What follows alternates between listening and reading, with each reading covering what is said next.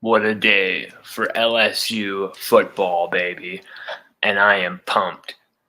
Let's discuss this. Let's discuss this. I've got to share this link all over the place. Let's discuss this. Wow. What a haul for LSU today. Went from 25th ranked class in the nation.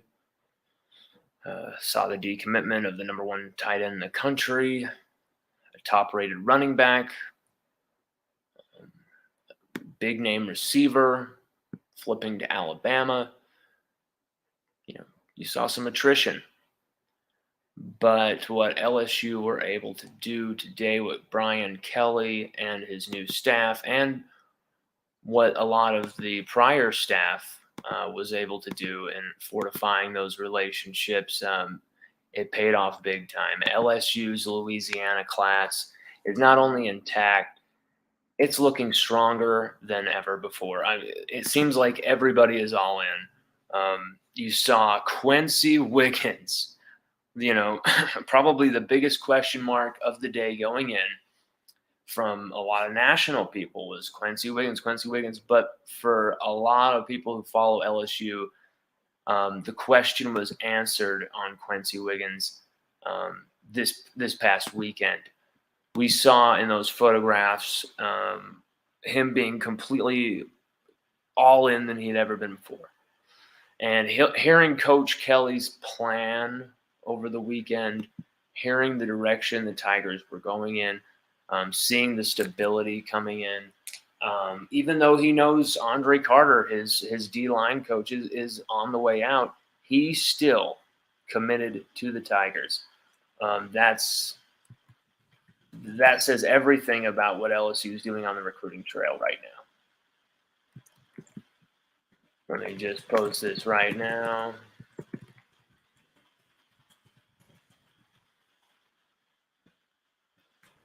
It was thrilling to watch because you knew there were certain guys LSU were going to sign no matter what. It just seemed like they were locks. But to kind of see it all come to fruition, to see a lot of all these names kind of come together was fantastic. I mean, on paper, this class is absolutely devastating. You could see these names being the nucleus of something special for LSU's future, don't you think? I don't think I'm alone in that. This feels like the start of something special for LSU. Walker Howard at quarterback. Signing today. I mean, everyone had expected him to sign and all this. It didn't matter. Just him signing and being an LSU Tiger officially, it feels great.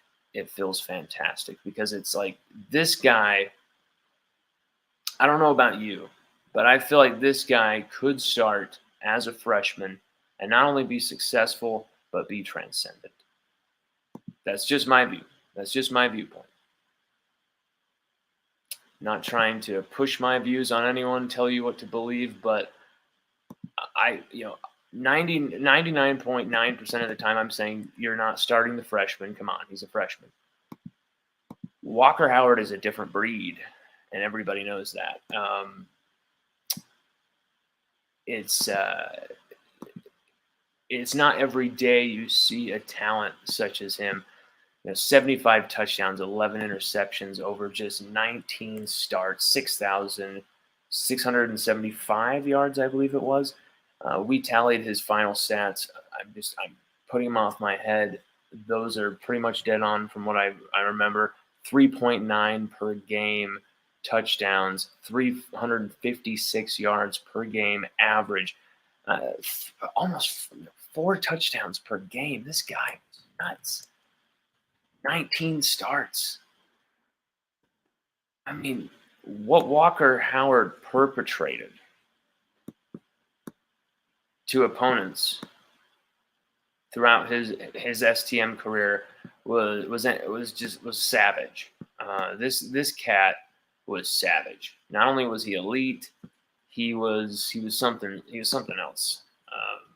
the way he would run the ball, the way he would dance around pressures, invite the pressures in, evade the pressure, and then make such a gut wrenching knife to the back play against the defense. This cat was for real. It Seeing him sign was it's a pinnacle thing, and everybody was dancing just like Coach Kelly. With everybody was going nuts. Everybody was yes, time for some Walker. And there's been some attrition at the quarterback position. Max Johnson isn't there anymore, and so you know who's going to be that guy? Is Garrett Nussmeier going to be that guy for 2022? I mean, that's such an open-ended question. We do know that Walker Howard is all in, and we know he's going to have quite a haul of very talented freshman offensive linemen. You've got, of course, 5-star Will Campbell. Will Campbell, pinnacle of the class, was recruiting just like Brad Davis was, getting his guys in. Emory Jones, he should be a 5-star in my opinion. Only rated a 4-star by Go 24/7 for some reason, but Emory Jones, we did a fabulous interview with him on the site. I think it was around Mother's Day this year, and Emory basically, when I asked him what he felt about LSU, he said, what was the one word he could describe LSU was a question. He said home. And right then, you kind of knew this guy isn't going anywhere, despite all the talk. And there's flip talk with DeMario Tolan actually, and that was interesting how LSU were able to fend that off. But with the other offensive linemen, you got Bo Bordelon as well, and Fitz West. Fitz West and Bo Bordelon, both ranked 3 stars. That's underrating their talent. Fitz West, he's going to be playing center. He's talking a lot about Brad Davis to us, and we're trying to get clearance for this interview that we conducted with him. We're talking to him about this big day, and Fitzgerald West, he wasn't completely sold on playing center, but Brad Davis sold it to him, and they're forming a wall, this offensive line. Is that why Julian Armea delayed his decision that was expected today and expected to go Florida State's way, actually? Is that why Armea maybe pushed that decision back? I don't know. That's an interesting thing. That's an interesting thing to think, because I know it's between Florida State and LSU. And our pick was Florida State. And most of the info was saying Florida State was about to close, but it seemed like he had a second a change of heart there, because you saw Mason Taylor, absolutely Mason Taylor, joining up. So from St. Thomas Aquinas, his teammate as well. You got two other teammates of his, Marcus Dumerville and Marlon Martinez. Marlon Martinez had a hell of a season this last year. So he's seen one of his own teammates succeed at LSU. And Brad Davis isn't going to take that line down, Julian Armea going to Florida State. So I think there was a second change of heart. And now LSU have a big chance to hopefully swing Armea away from his father's alma mater of Florida State.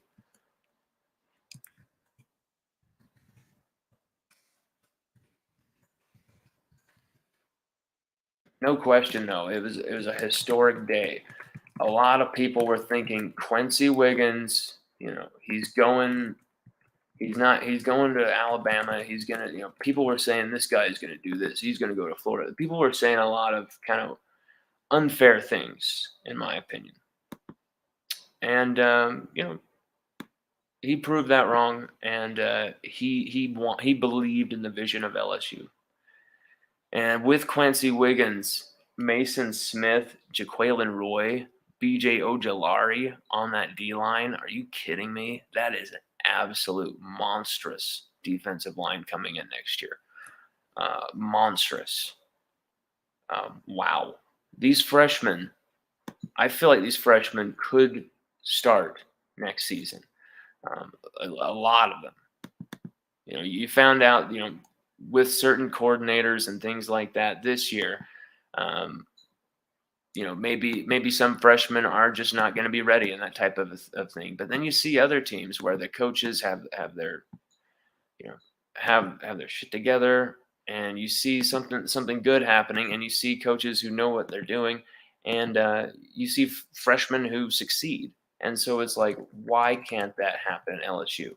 Well, no more questions. That can happen at LSU. It should happen at LSU. And under Brian Kelly, I believe it will happen at LSU. You look at the way he came in, and he understood immediately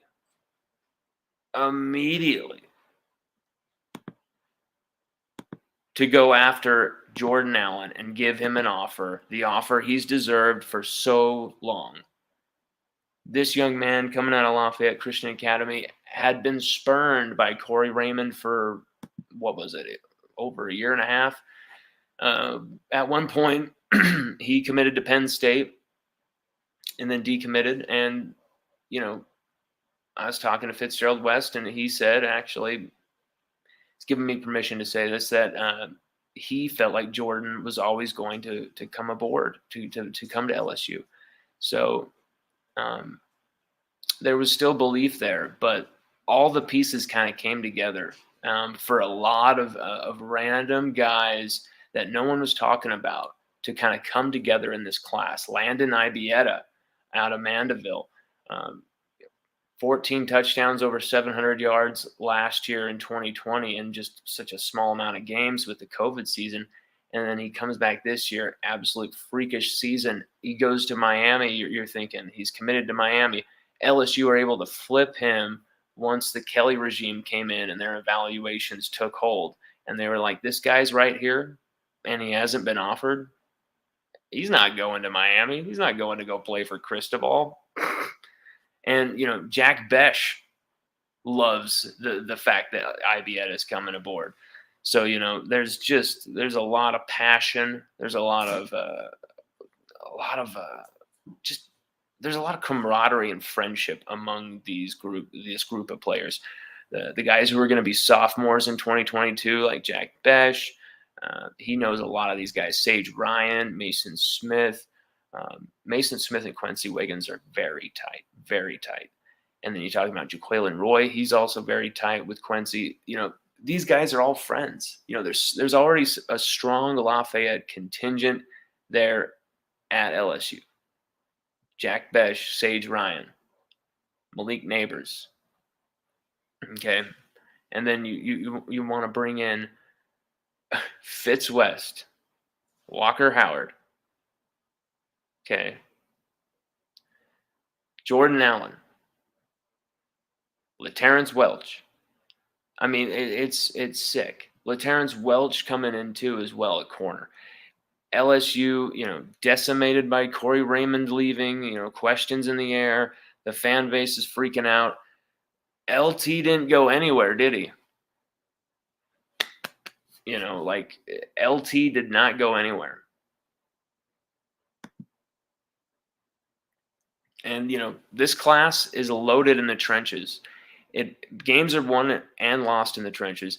This class is loaded in the trenches. I know the defensive, on the defensive line, we didn't get as many guys as we'd like to. But getting Quincy Wiggins thus far is huge. Tyjee Hill as well. He maintained his commitment. Two great names, two well sought after names. Quincy Wiggins, I don't even know how this guy isn't a 5-star. He's a 5-star talent. Everybody wanted this guy, but it came down to Alabama and Florida, Texas were in the mix, but Quincy wanted LSU. 24 sacks over 2 seasons for Quincy at Madison Prep. Very excited. I am pumped as hell to get Quincy Wiggins here at LSU. What he's going to be able to do with the names I just said before, Jaquelin Roy, Mason Smith, right up the middle, BJ Ojolari, I mean, just those names alone should be giving you some chills. But then LSU are even deeper than that. It's just this class. I'm loving what I'm seeing here so far. We've been able to nail down every single one of these recruits. A lot of the predictions in our early signing day predictions piece went down. We did have a miss with Austin Osbury.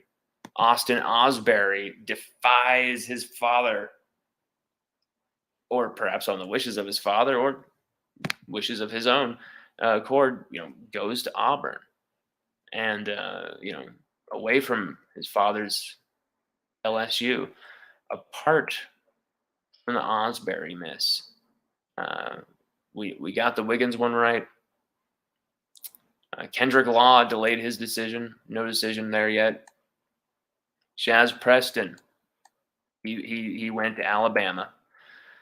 Julian Armea, we pegged him for Florida State, but he delayed his decision. So it's kind of interesting. As you also read on the early signing day update-a-thon we had going down today, where we were posting as much as we could. There was a crazy snowstorm here today, and it was crazy, but it actually afforded a few different opportunities for me to be extremely plugged in. I stayed very plugged in throughout the day, though.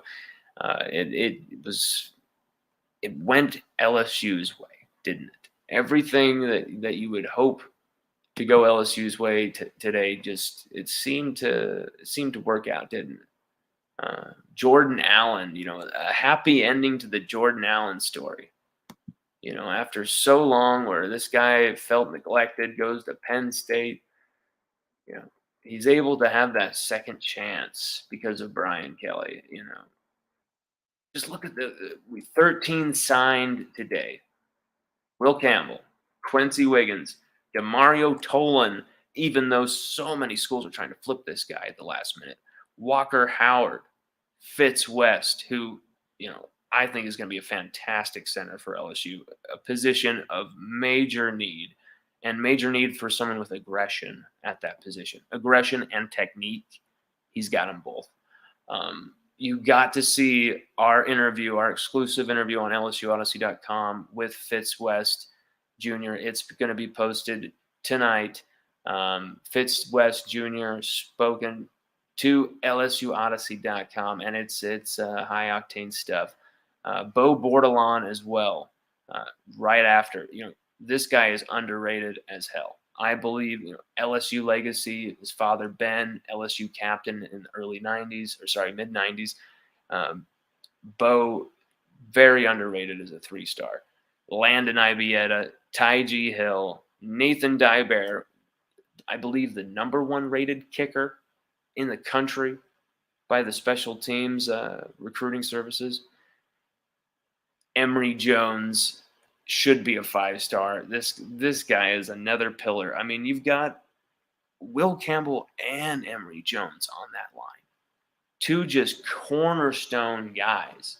And then you got Fitz West, who's popping to be a cornerstone guy.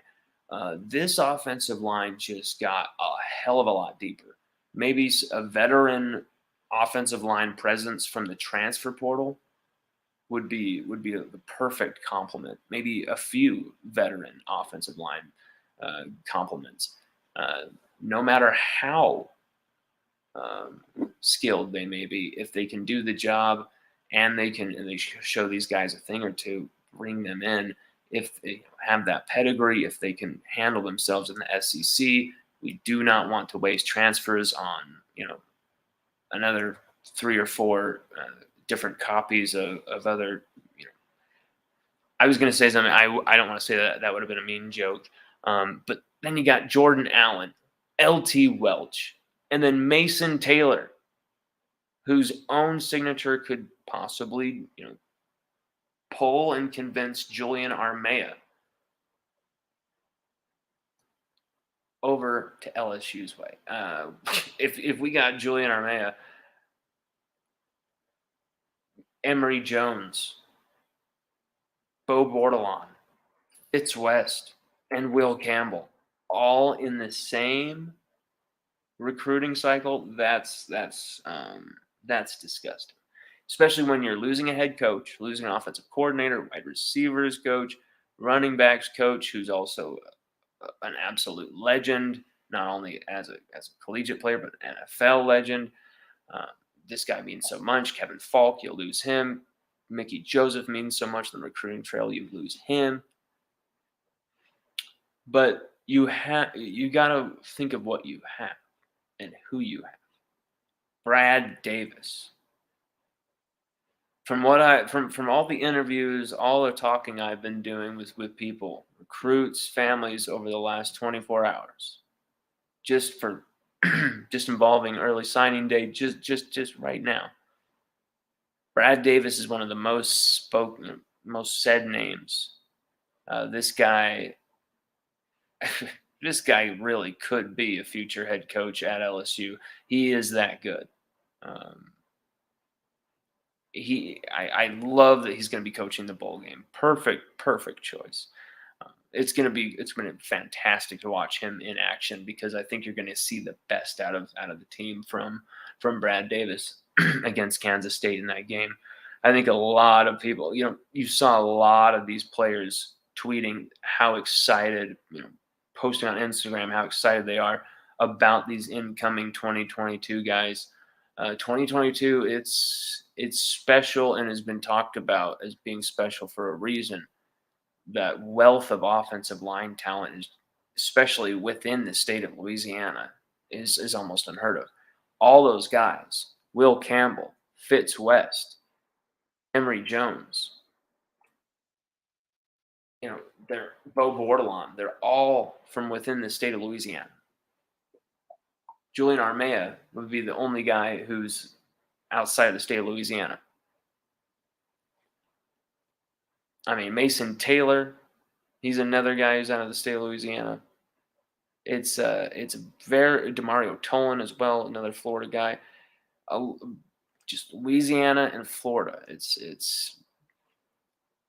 But you know what? This class has some bedrock strength to it, don't you think? I feel like this is the start of a championship team here at LSU, and it's definitely got to be about turning heads, specifically Jacoby Matthews and my man Harold Perkins, Uncle Kevin.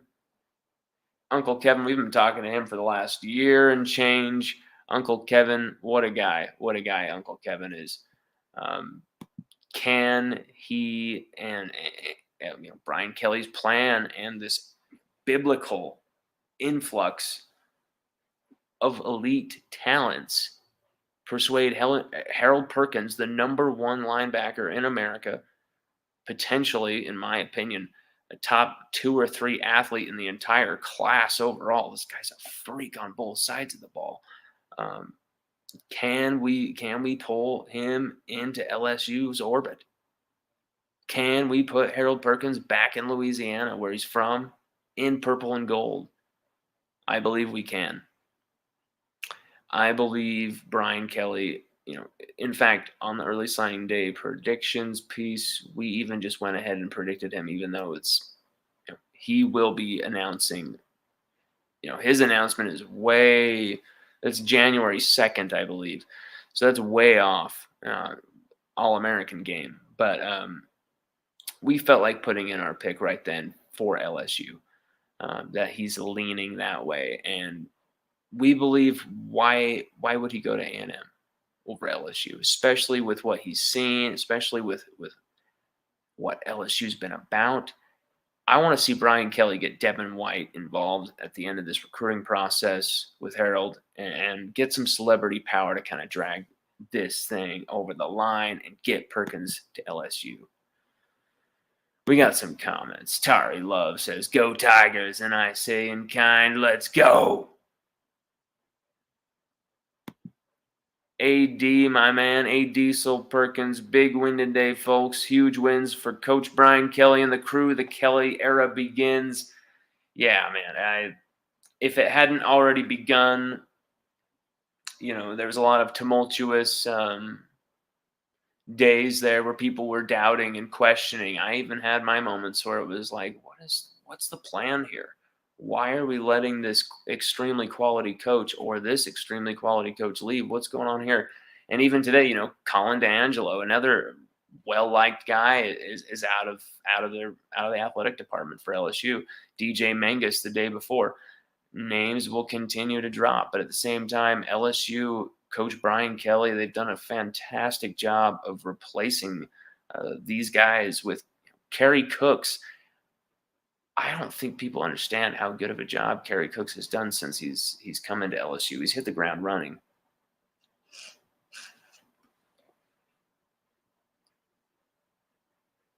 Tari Love said, "What about Perkins from Texas?" Tari, I hope I just answered your questions over the last little bit, because I just talked a ton about Perkins. Yeah, just talked a ton about Perkins. A Diesel says, "I'm seeing that we're really in it with the FIU kid, Miles Frazier." That's the thing, is if we can swing Miles Frazier too, I mean, that would be fantastic. I mean, you're talking star power here all over the place for LSU. Absolute star power for LSU. And if you're able to bring in another offensive lineman who is a freaking towering missile. Miles Frazier is absolutely just stout.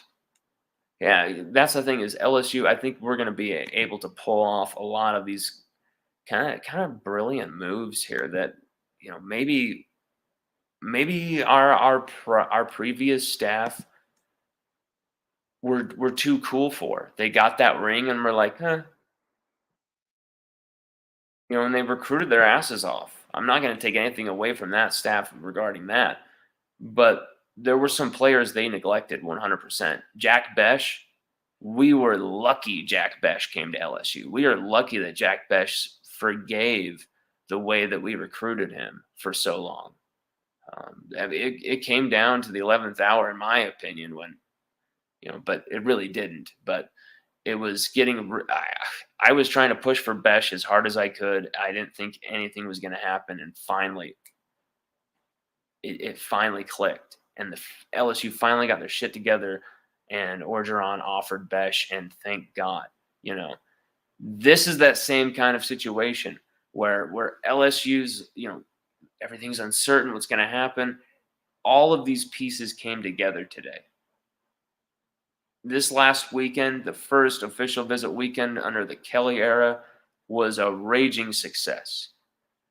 You convinced everybody without having the coaches even there that this vision would be a success.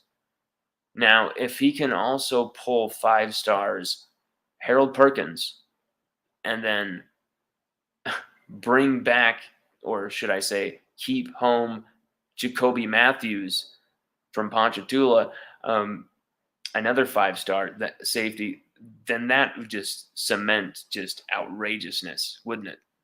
People would be going crazy. Thank you. No problem.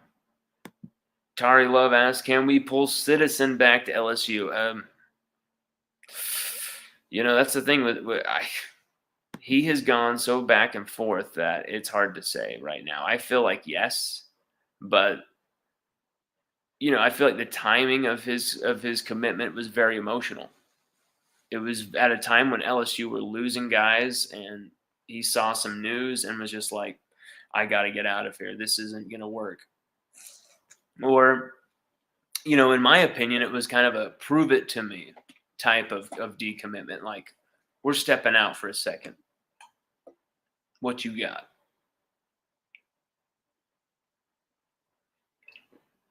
And now, from what I believe and what I've been told and what I've heard is that Citizen won't be making his commitment until January or February, something like that. I think when National Signing Day comes around.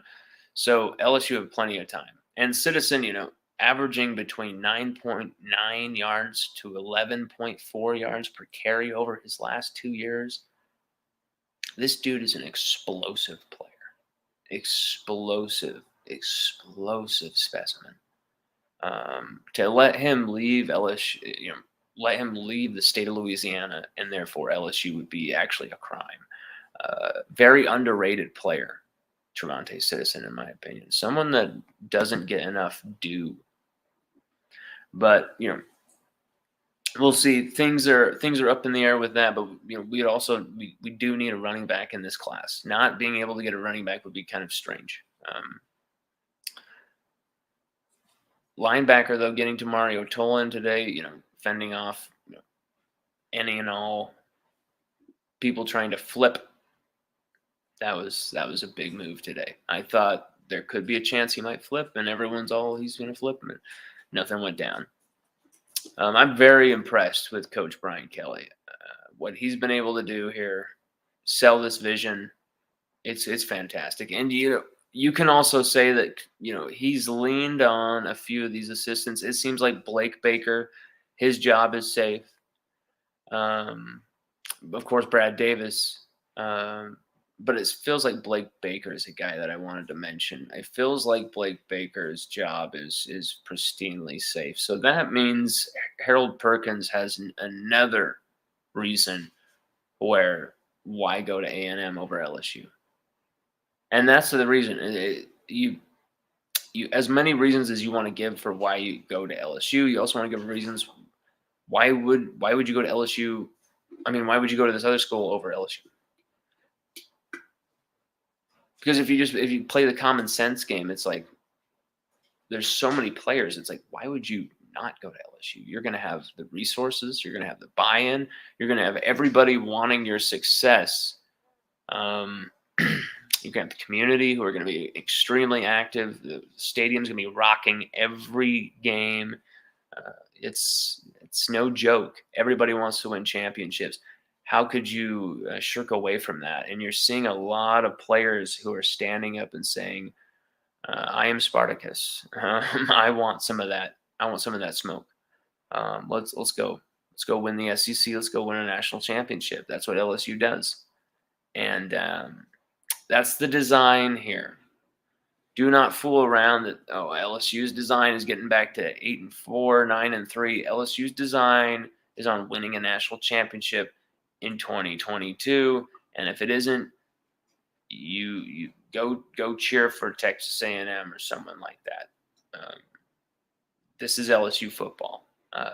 Brian Kelly is bringing back the standard, the LSU standard, or whatever that Coach Ed Orgeron was talking about, the LSU standard of performance. Yeah, that Coach Ed Orgeron let get completely down the drain.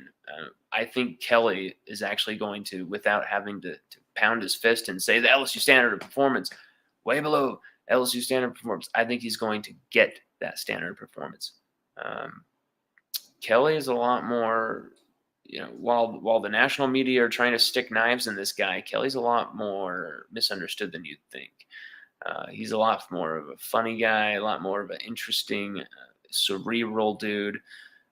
It's very funny to see the national media try and ruin this guy while LSU just climb in the recruiting rankings from 25th to 18th. Big climb, huge day, and it sets us up to finish this class off perfectly with some high octane transfers. But make no bones about it, Trevante Citizen, got to have a running back. Jacoby Matthews, Harold Perkins. Those are the three, the trifecta, the triumvirate, in my opinion. Huge historic day today. When you have all these talents, when you have all these, these guys who I feel are going to accomplish some very brilliant things over their careers, and this is the moment where it all begins. It was a very, very cool day today. Very historic for LSU. If you're an LSU fan and you're not happy with what went down today, you don't understand recruiting. You don't understand the hole this program could have been in someone else's hands. You don't understand the hole this team, this staff was in because of the regime before. But because of what Coach Brian Kelly came in and did over just such a short time, while people are saying, "What the hell is this guy doing? He's not calling me. He's not doing this. He's not giving me any answers." Then he showed up with answers to each and every one of these people, and it's funny. Everyone was talking about Booty, or sorry, Booty. He's going to Alabama. Booty's going to Alabama. And the whole time, no. But when Kayshawn finally says something about it himself, he talks about how Kelly's already met with him. And so it's like Kelly's not living under a rock here. And I do think this guy is aggressive enough to start Walker Howard as a freshman and say, I don't care if you throw it to Besh 25 times a game. Let's go. Let's do it. I believe in you two. Let's go. All guns blazing. We're going to Garth Brooks dance our way around this field like we're going to put a boot up someone's ass. I don't give a damn. Let's win a championship. Let's go. There's a fire with this team. The fact that they're dancing like that is just, that video was hilarious.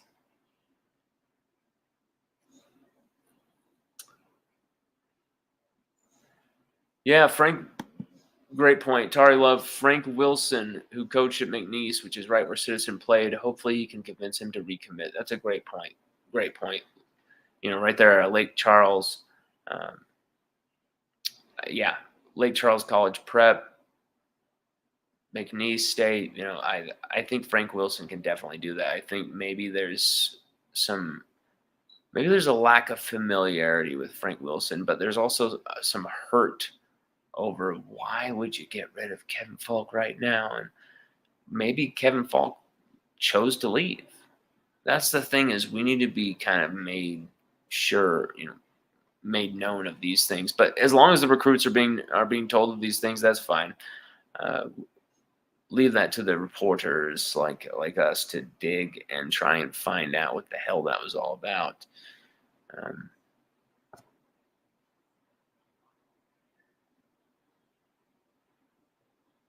SMU Fan Videos asks, LSU Odyssey, what do you think LSU quarterback Walker Howard? Maybe future Heisman?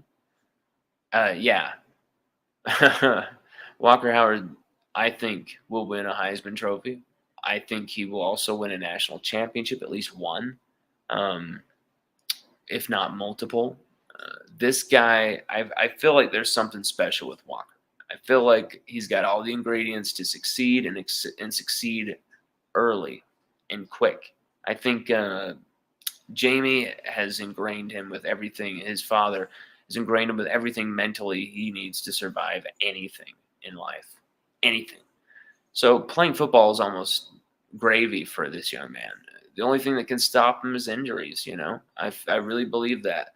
The only thing that can stop him is injuries. I don't think turnovers are a problem. Let me look up 1 second. Let me look up this stat because I want to get this right here. This is because it was crazy. He's only thrown 11 interceptions in his entire career, okay? At St. Thomas More. Number of attempts will blow your mind. It's something like 600 something. Let me take a look at this here.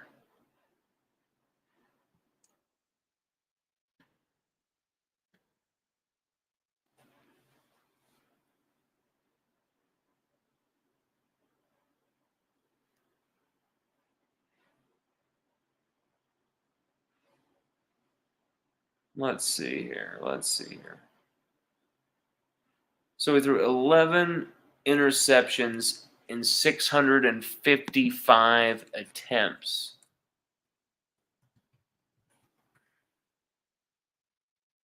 Are you serious? That is insane.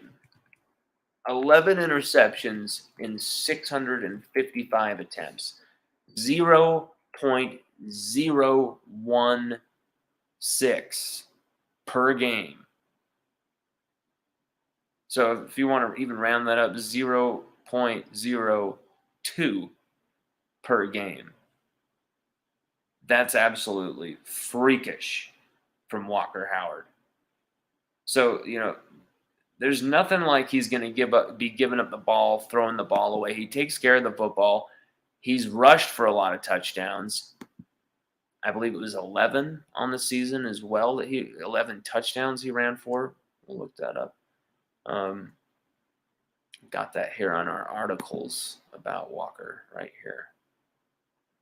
A bunch of profiles. We put all these links there on our, we put a Walker piece today on the website.